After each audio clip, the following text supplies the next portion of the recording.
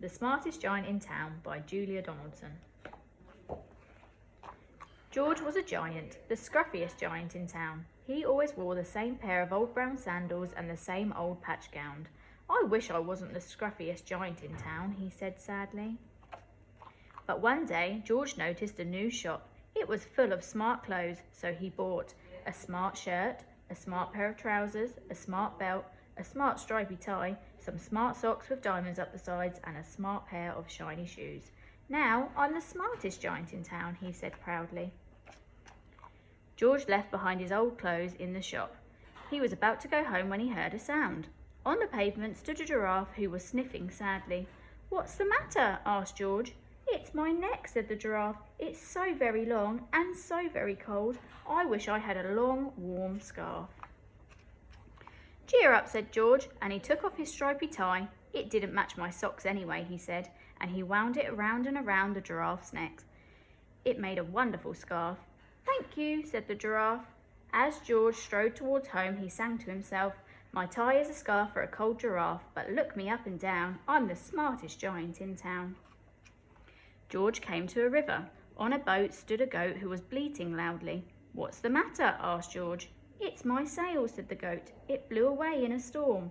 I wish I had a strong new sail for my boat."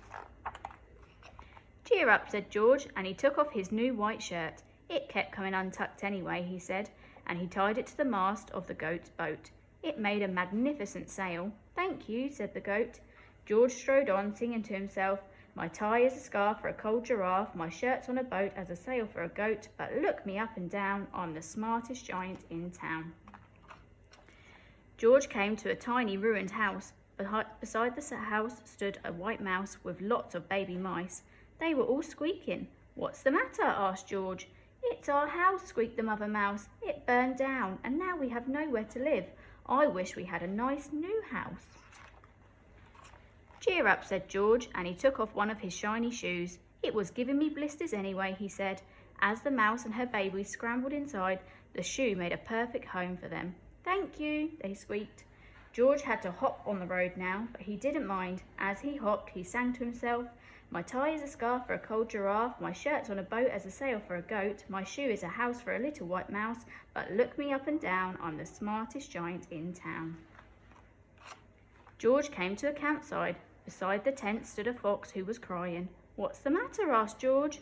"It's my sleeping bag," said the fox. "I dropped it in a puddle. I wish I had a warm, dry sleeping bag." "Cheer up," said George, and he took off one of his nice socks with the diamonds up the side. "It was tickling my toes anyway," he said. As the fox snuggled into it, he made a very fine sleeping bag. "Thank you," said the fox. George hopped on, singing to himself, "My tie is a scarf for a cold giraffe, my shirt's on a boat for a sail for a goat, my shoe is a house for a little white mouse, one of my socks is a bed for a fox, but look me up and down, I'm the smartest giant in town." George came to a big squelchy bog. Beside the bog stood a dog who was howling. "What's the matter?" asked George. "It's this bog," said the dog. "I need to get across, but I keep getting stuck in the mud. I wish there was a nice, safe, dry path." "Cheer up," said George, and he took off his smart new belt. "It was squishing my tummy anyway," he said as he laid it down in the bog. "It made an excellent path." "Thank you," said the dog. The wind started to blow, but George didn't mind. He hopped on, singing to himself, "My tie is a scarf for a cold giraffe, my shirt's on a boat as a sail for a goat, my shoe is a house for a little white mouse, one of my socks is a bed for a fox, my belt helped a dog who was crossing a bog, but my trousers are falling down. I'm the coldest giant in town." Suddenly George felt sad and shivery and not at all smart. He stood on one foot and thought, "I have to go back to the shop and buy some more clothes," he decided. He turned around and hopped all the way back to the shop. But when he got there, it was closed. "Oh no," cried George. He sank down onto the doorstep and a tear ran down his nose. He felt so sad as all the animals he had met on the way home. Then, out of the corner of his eye, he saw a bag with something familiar poking out of the top. George took a closer look. "My gown!" he yelled. "My dear old gown and sandals." George put them on and felt wonderfully comfortable.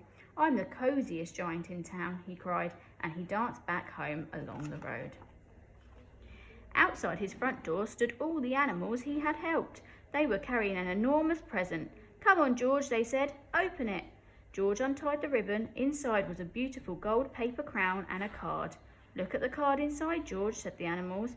George put the crown on his head and opened the card.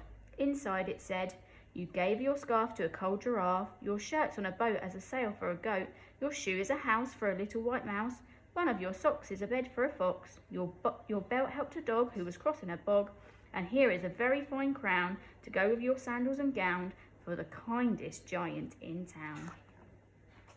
The end. Can you guess who it was? It's me, Miss Beard.